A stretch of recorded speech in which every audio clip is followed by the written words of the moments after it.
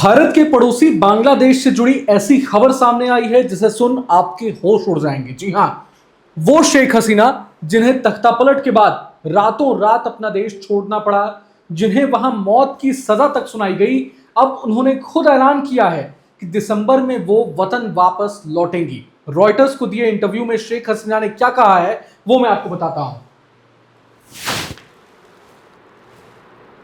Bangladeshis Hasina plans December return with party colleagues to surrender. देखिए, Reuters को दिए interview में शेख हसीना ने साफ साफ कहा है कि वो सरेंडर करने को तैयार हैं, बावजूद इसके कि वहां उनकी जान को खतरा है। इसके अलावा उन्होंने कहा कि उनके साथ आवामी लीग के कई और सीनियर नेता भी बांग्लादेश लौटकर आत्मसमर्पण कर देंगे। हालांकि हसीना के इस दावे पर बांग्लादेश सरकार की ओर से कोई प्रतिक्रिया नहीं आई है।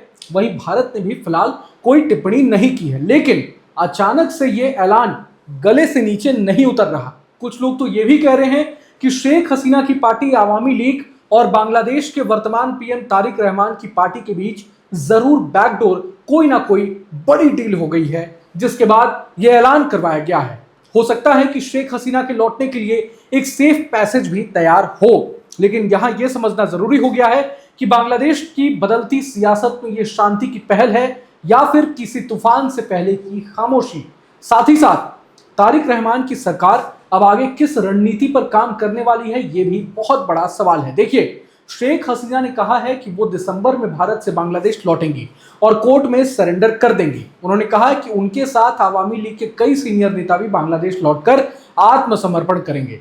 पूर्व पीएम का कहना है कि लोकतंत्र, चुनाव, आवामी लीग के राजनीतिक अधिकार और न्याय जैसे मुद्दों पर पर्दे के पीछे बातचीत नहीं हो सकती। शेख हसीना ने कहा कि उन्हें जेल जाने का डर नहीं है, क्योंकि वो पहले भी कई बार गिरफ्तार हो चुकी हैं। उन्होंने कहा कि सत्ता में लंबे समय तक रहने वाली किसी भी सरकार से गलतियां हो सकती हैं, लेकिन उनका फैसला अदालत नहीं, जनता को तय करना चाहिए।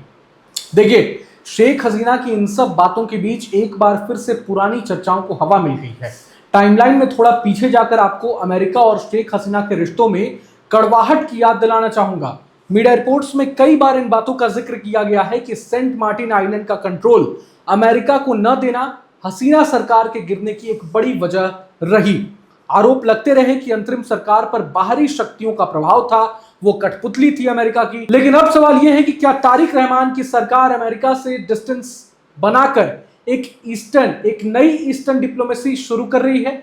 क्या अमेरिका से इतर वो चीन या भारत के साथ नए संतुलन पर काम कर रहे हैं? ये तमाम बहुत बड़े सवाल हैं। गौर करें तो शेख हसीना के कार्यकाल में भारत और बांग्लादेश के रिश्ते अपने सबसे मजबूत दौर में थे, चाहे वो बॉर्डर सिक्योरिटी हो या कनेक्टिविटी। हाँ, यूनिस सरकार में कड़वाहट जरूर आई, लेकिन अगर शेख हसीना वापस वतन लौटती हैं तो भारत को एक बार फिर अपने पुराने और विश्वसनीय साथी बांग्लादेश का साथ मिल सकता है। हालांकि भारत की चुनौती यह है कि वहां की आवाम की भावनाओं और सत्ता की स्थिरता के बीच वो संतुलन कैसे बनाए रखे। बहरहाल, अब तो दिसंबर का महीना ही ये तय करेगा कि क्या ये सियासी खेल है या घर वापसी की कोशिश। आप क्या कुछ सोचते हैं? क्या शेख हसीना का वापस लौटना बांग्लादेश के लोकतंत्र के लिए अच्छा है या फिर इससे वहां फिर से अस्थिरता बढ़ेगी? अपनी राय नीचे कमेंट बॉक्स में जरूर बताएं। अगर ये वीडियो पसंद आया तो टॉप सीक्रेट को जरूर सब्सक्राइब करें। नमस्कार।